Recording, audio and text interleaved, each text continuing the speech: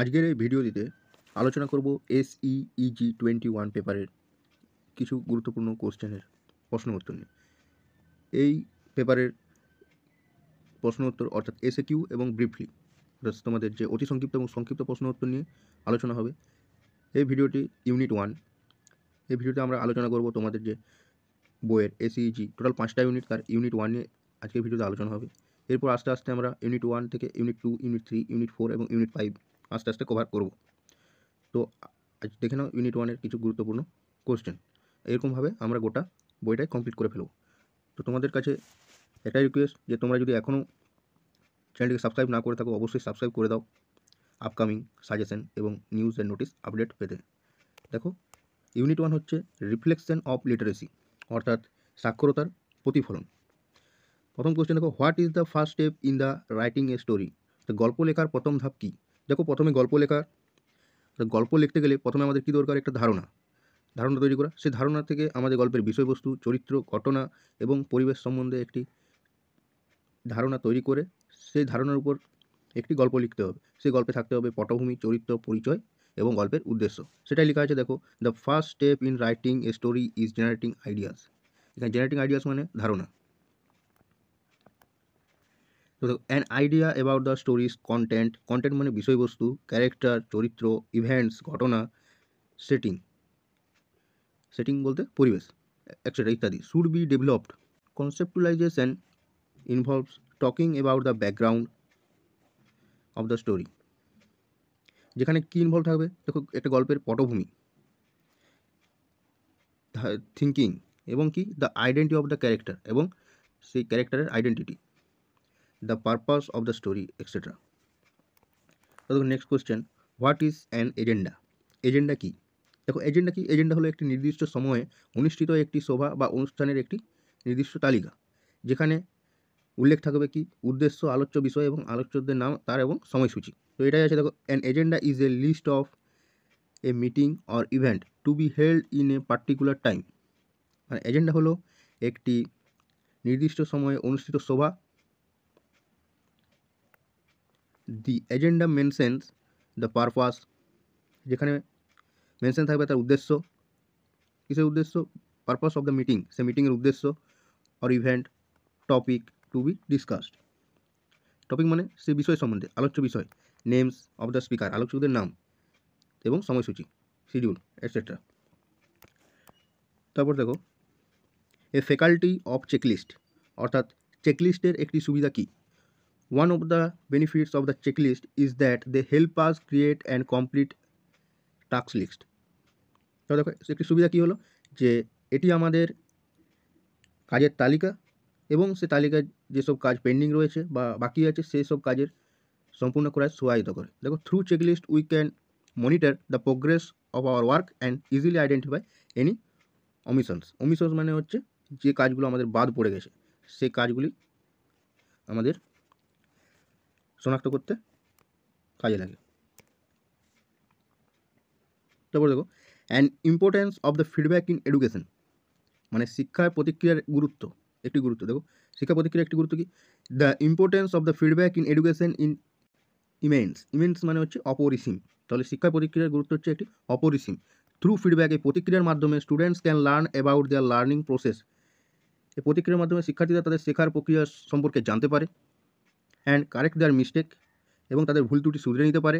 Feedback also help students build confidence, এবং এই feedback স্টুডেন্টসদের আত্মবিশ্বাসের বৃদ্ধিতে সহায়তা করে। তো দেখো, হোয়াট আর রিটেন মিনিটস? মানে রিটেন মিনিটস, ওটা লিখিত মিনিট কী? তো লিখিত মিনিট কি? Written minutes are a written account of a meeting or event. তো লিখিত মিনিট হলো একটি সভা বা অনুষ্ঠানের একটি লিখিত বিবরণ। The written minutes contain the purpose of the meeting or event, topic discuss, speeches of the negotiator, discussion etcetera. তো দেখো, লিখিত মিনিটের সভা কী কী? সভা বা অনুষ্ঠানের উদ্দেশ্য হলো আলোচ্য বিষয়, টপিক ডিসকাসড এবং আলোচকদের বক্তব্য, speeches of the negotiator and discussion এবং সিদ্ধান্তমূলক যেসব কাজ। তো how is the picture describe, মানে একটি ছবির বর্ণনা কীভাবে করব? তো to describe a picture one must first think about the subject, scene, lighting, colour, shape etcetera. দেখো, ছবি বর্ণনা করার জন্য প্রথমে ছবির কী দেখব?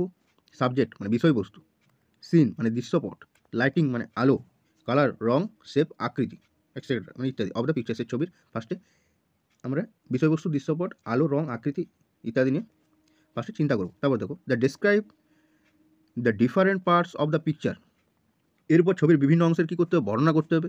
হোয়াইল ডেসক্রাইবিং দ্য পিকচার, যখন আমরা ছবির বর্ণনা করব তখন কী আমাদের লক্ষ্য রাখতে হবে? The subject and the scene of the picture must be given importance, অবশ্যই ছবির বিষয়বস্তু ও দৃশ্যপটকে গুরুত্ব দিতে হবে।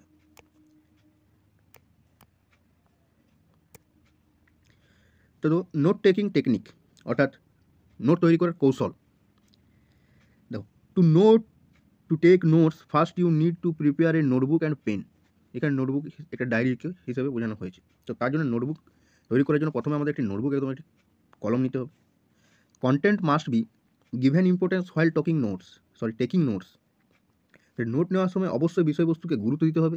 Content should be written in short and simple language, এবং বিষয়বস্তু সংক্ষিপ্ত এবং সহজ ভাষায় লিখতে হবে। Important information must B highlighted while taking notes, এবং নোট তৈরি করার সময় অবশ্যই গুরুত্বপূর্ণ যে তথ্য আছে সেগুলিকে আমাদের হাইলাইট করতে হবে।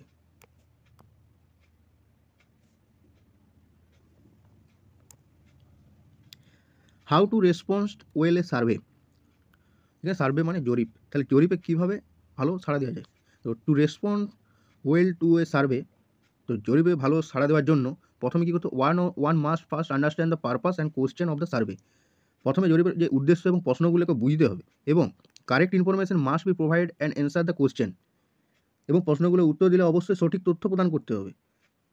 এছাড়াও answer to survey question must be conscious and specific, এবং যে সংক্ষিপ্ত যে প্রশ্নগুলো উত্তর দিতে হবে কি অবশ্যই সেগুলো সংক্ষিপ্ত এবং সুনির্দিষ্ট ভাষায় উত্তর দিতে হবে।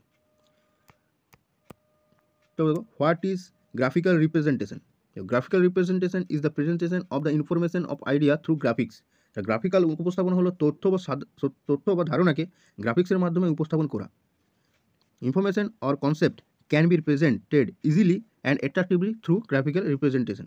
গ্রাফিক্যাল রিপ্রেজেন্টেশন অর্থাৎ গ্রাফিক্যাল উপস্থাপনের মাধ্যমে তথ্য ও ধারণাটাকে সহজ এবং আকর্ষণীয়ভাবে উপস্থাপন করা যায়। দেখো, এখানে যদি গ্রাফিক্যাল রিপ্রেজেন্ট করতে কতগুলো উদাহরণ দিতে বলে, তখন আমরা উদাহরণ দেবো pie chart, bar graph etcetera.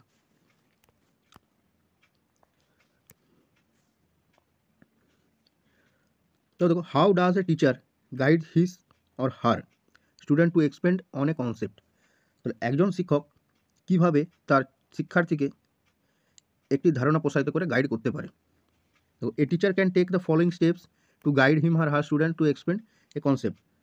তো দেখো, একজন শিক্ষক তার ছাত্রীকে একটি ধারণা প্রসারিত করতে নিম্নলিখিত কিছু পদক্ষেপের মাধ্যমে। দেখো, first let the student understand the main content of the concept.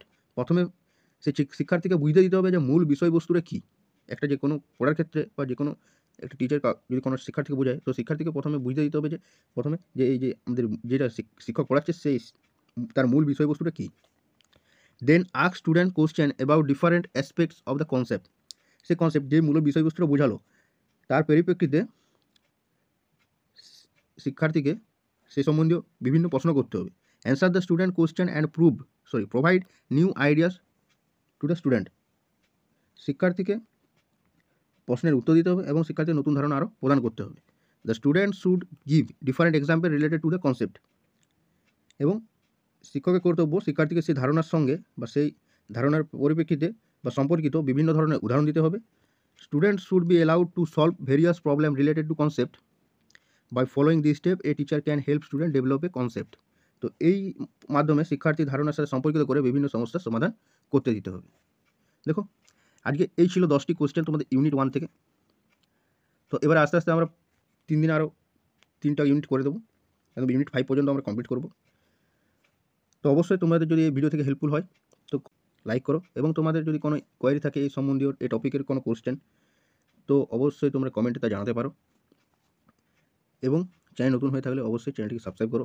এটা অ্যাজ এ টেক্সট কোশ্চেন অ্যান্সারটা পেতে আমাদের টেলিগ্রাম চ্যানেলে জয়েন হতে পারো, যার ডেসক্রিপশন বক্সে লিঙ্ক দেওয়া আছে। সেখান থেকে চাইলে তুমি টেক্সট মেসেজটা কপি করে তোমাদের যে কোনো তোমাদের মোবাইলে পেস্ট করে নোটবুকে রেখে দিতে পারো। তো আজকের ভিডিও এখানে শেষ করছি, আবার দেখা হবে। অন্য এক ভিডিওতে।